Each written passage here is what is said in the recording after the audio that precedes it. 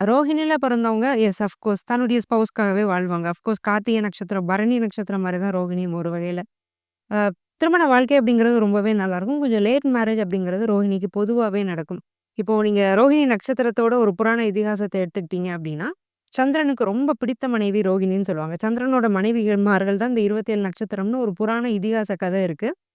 அதுல என்ன காரணம் அப்டின்னா, அதுக்கு நீங்க ஜோதிட ரீதியா என்ன ரீசன்னு பார்த்தீங்கன்னா, சந்திரன் உச்சமாகுறது ரோஹிணி நட்சத்திரத்துல.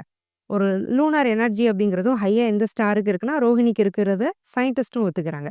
அப்போ அதிக ஒளித்தன்மை உள்ள ஒரு நட்சத்திரம் எது அப்டின்னா ரோஹிணி. அதனால அத சந்திரனுக்கு புடிச்ச நட்சத்திரம். சந்திரனுக்கு தன்னுடைய மனைவியில புடிச்ச மனைவி வந்து ரோஹிணி. அங்க அவரு உச்சமாகுறாருன்னு சொல்றாங்க. அப்ப அதே மாதிரி ரோஹிணி நட்சத்திரத்துல பிறந்தவங்களுக்கு தன்னுடைய கணவன் மனைவினா ரொம்ப பிடிக்கும்.